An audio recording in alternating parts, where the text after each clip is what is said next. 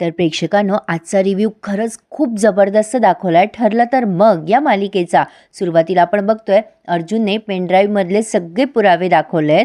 जनता चाळीच्या लोकांना कशी या महिपत शिकरेने मारहाण केली आणि त्याने प्रत्येकाने जबाब दिले होते ना अर्जुनकडे, ते सगळं कोर्टामध्ये टीव्हीत दाखवण्यात आलंय. महिपत आता अर्जुनकडे रागाने बघायला लागलाय. तो व्हिडिओ पूर्ण झालाय. तर आता अर्जुन पुढे युक्तिवाद करतोय की युअर ऑनर, ही सगळी एसटी स्टँड जवळ जनता चाळीत राहणारी लोक आहेत. याच्यातलं प्रत्येकाचं असंच म्हणणं आहे की महिपत शिकरेच्या माणसाने तिथे लाईटचं कनेक्शन आणि नळाचं कनेक्शन तोडलंय. काय हो मिस्टर शिकरे, तुम्ही आता तर म्हणत होता नम्रपणे हात जोडून तुम्ही लोकांना सांगता, पण यात तर असं काही दिसलंच नाही हो आम्हाला. याचा अर्थ तुम्ही खोटं बोलत होतात. आता अण्णा चिडतो आणि म्हणतो मी खोटं बोलत नाहीये. तुम्ही कुठल्या पण माणसांना कॅमेरा समोर उभं करताल आणि त्याच्याकडे माझ्याबद्दल काही पण बोलताल, हे मी खपूनच घेणार नाहीये.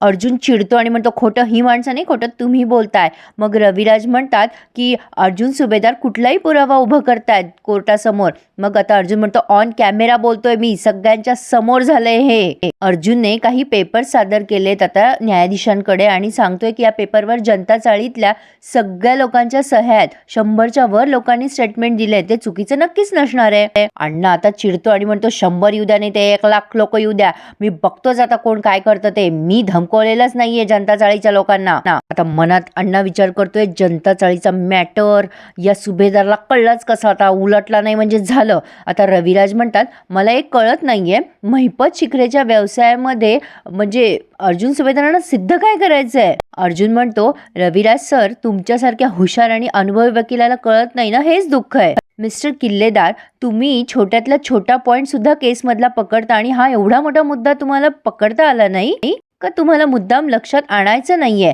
रविराज म्हणतात सुभेदार, तुम्ही माझ्यावर आरोप करताय. मग अर्जुन म्हणतो अच्छा सर, हा जर पॉइंट तुमच्या खरंच लक्षात येत नसेल ना तर नो वरीज, मी लक्षात आणून देतो.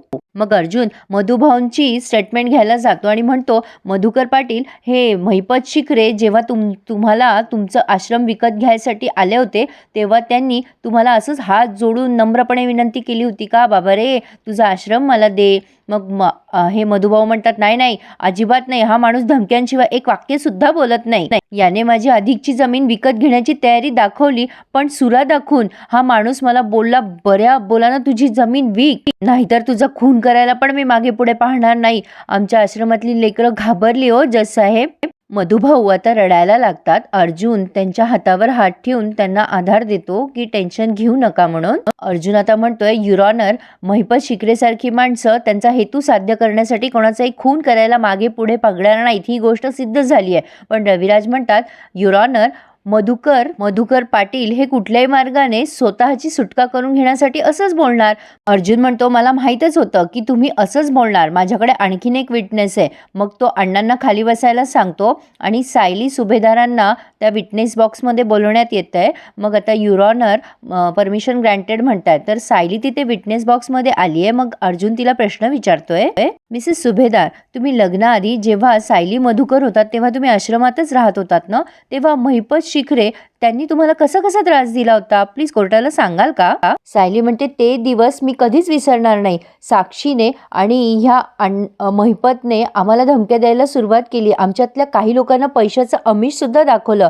आणि आता सायली प्रियाकडे बघून म्हणते की त्यातले काही लोक त्या पैशाच्या आमिषाला बळी देखील पडलेत. मग काही दिवसांनी मालमत्ता कर चुकवण्याची नोटीस आली आम्हाला. अचानक 2.25 लाख भरायचे होते. म्हणून मी म्युन्सिपाल्टीच्या ऑफिसमध्ये गेले. त्यांना हात जोडून आम्ही विनंती केली की आम्हाला मुदत वाढवून द्या. आम्हाला मुदत वाढवून मिळाली देखील. पण तरी काहीच दिवसांमध्ये आमच्या घरचं पाणी बंद झालं. आमच्या घरातल्या पाण्याचा मेन पाईपच कोणीतरी बंद केला आणि मग वीजही बंद झाली. म्हणजे ज्या गोष्टी जनता चाळीत घडल्या होत्या त्या सगळ्या आमच्या वात्सल्य आश्रमात सुद्धा घडल्या होत्या. आणि दोन्ही वेळेस या गोष्टीच्या मागे एकच माणूस होता, महिपत शिकरे.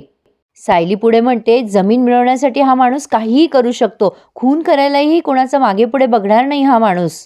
आता हा चैतन्यमध्येच विचार करतोय साक्षीला खूप टेन्शन आलं असेल. तिच्या वडिलांवर नाही ते आरोप होत आहे, पण मी बिचारीला काहीच मदत करू शकत नाहीये. इतकं येडं कोणी असतं का प्रेक्षकांनो. असो, पण आता लगेच रविराज म्हणतात की your honour, Mrs Sayali Arjun Subhedar यांची मी उलट तपासणी करू इच्छितो. मग आता युअर ऑनर त्यांना परवानगी देतात. सायलीला विचारतायत रविराज, किती वर्षाचा कर चुकवला होता मधुकर पाटलांनी? नाही म्हणजे तुम्हाला नोटीस आली, तुम्ही सांगितलंत ना आता.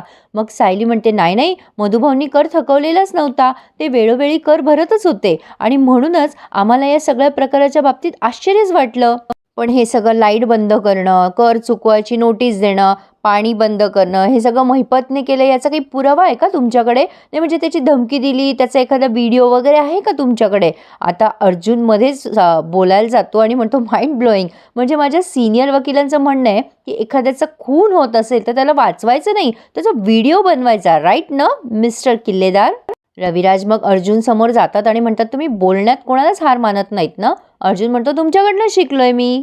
रविराज म्हणतात, युअर ऑनर, मी वेगळं सांगायची गरजच नाहीये की कायदा पुराव्याशिवाय कुठलीच गोष्ट मान्य करत नाही. मिस्टर आणि मिसेस सुभेदार कितीही दावा करत असले तरी त्यांच्याकडे पुरावा नाहीये. मग अर्जुन म्हणतो, माझ्याकडे असा विटनेस आहे की ज्याने दोन्हीही केसेस जवळून बघितल्यात. त्या आधी वात्सल्य आश्रमात राहत होत्या आणि आता जनता चाळीत राहतात. मग आता कुसुमला तिथे विटनेस बॉक्स मध्ये बोलवण्यात येत आहे. आता प्रिया हळूच महिपतला म्हणते, तुम्हाला काही कळतं का? तुम्ही त्या कुसुमच्या चाळीत कशाला राडा केला? अख्ख्या जगात ती चाळ सापडली का तुम्हाला? आता अण्णा हळूच म्हणतो, हो ताई, जरा थोबाड बंद ठेवा तुमचं. आधीच माझ्या डोक्याचा दही काला झालाय. बेसावध होऊन त्यानं माझ्यावर हल्ला केलाय, त्यामुळे गप्प बसतो आता.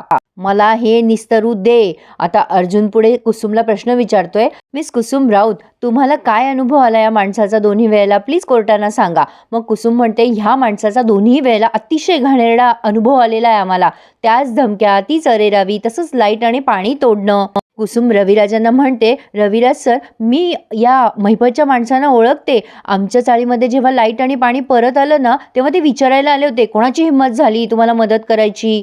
हे महिपतच्याच हुकमावरनं होते. यासाठी आणखीन काय पुरावा हवाय? तुम्हाला माझ्यावरती विश्वास नसेल तर आमच्या चाळीतल्या एकूण एक माणसाला उभं करा तुम्ही. प्रत्येक जण हेच सांगेल की हाच माणूस त्याच्या स्वार्थासाठी कुठल्याही हेतूला जाऊ शकतो. आता अण्णा मध्येच उभं राहतो त्याच्या जागेवर आणि म्हणतो, ओ साहेब, मला बोलू द्या ना. म्हणजे मी गेलो होतो जनता चाळीत जागा खाली करायला, पण कसं आहे ना, आता लगेच ते न्यायाधीश म्हणतात, तुम्हाला जे बोलायचं ना ते विटनेस बॉक्समध्ये येऊन बोला.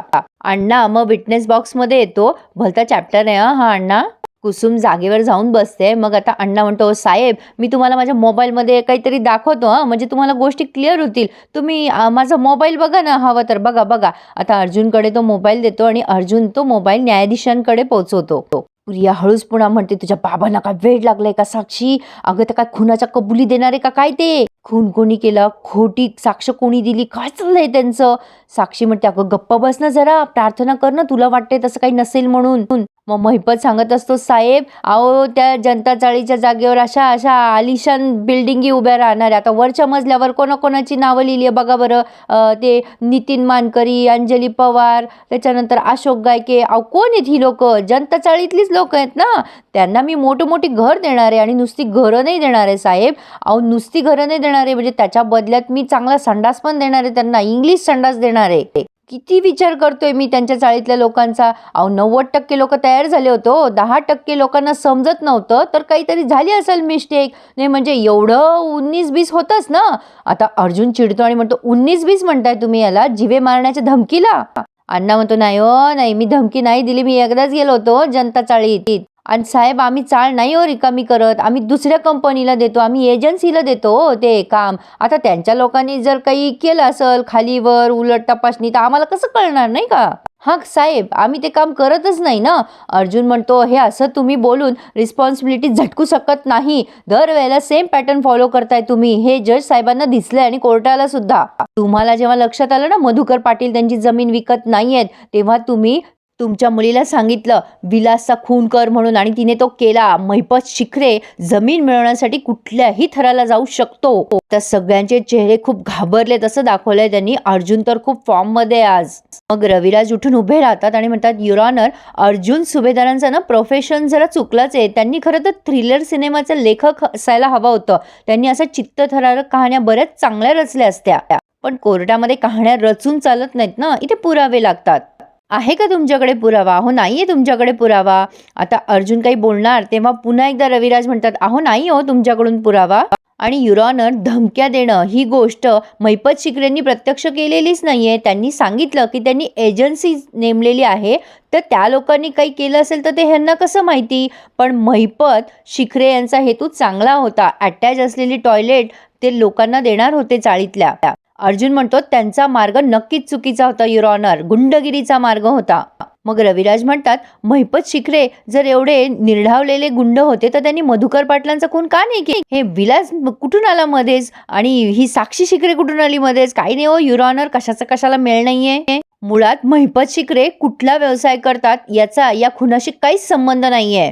काही पण युक्तिवाद करतायत. रविराज, कसं काय संबंध नसेल, त्याच्या व्यवसायामुळेच हा खून चाललाय ना. पण प्रेक्षकांनो, इथे त्यांनी रिव्ह्यू पूर्ण केलाय, पण आता पुढे कोर्टामध्ये निर्णय सुनावण्यात येतोय. न्यायाधीश सांगताय, आज साक्षीदाराने दिलेल्या सगळ्या साक्षीनुसार हे सिद्ध झालंय की महिपत शिखरे हे जमीन मिळवण्यासाठी कुठल्याही थराला जात आहे, म्हणजे बेकायदेशीरित्या जमीन बळकवतायत. पण आज साक्षी शिखरे हिनेच विलासचा खून केलाय याबद्दल कुठलेही पुरावे सादर करण्यात आलेले नाहीये. पण त्याबद्दल शंका नक्कीच निर्माण झाली आहे. त्यामुळे कोर्ट या सगळ्या गोष्टीचा गांभीर्याने विचार करेल. पुढच्या तारखेला या सगळ्याबद्दल पुरावे सादर करण्यात यावे. आता हे सगळं निर्णय ऐकल्यानंतर महिपत, प्रिया, साक्षी यांची तोंड कशी झाली असतील तुम्ही इमॅजिन करूच शकता. पण सायलीच्या चेहऱ्यावर मात्र हास्य आहे. तर आता बघूयात प्रेक्षकांनो, दाखवलंय त्यांनी छान, पण तरी सुद्धा मधुभाऊंच्या डाव्या हाताचा आजही उल्लेख करण्यात आलेला नाहीये. तर कसा वाटला तुम्हाला माझा हा आवाजामध्ये रिव्ह्यू. प्रेक्षकांनो, मला खेद वाटतोय की तुम्हाला फोटो दिसत नाहीये, तरी मी प्रयत्न करतेय मध्ये मध्ये एखादे फोटो टाकण्याचा.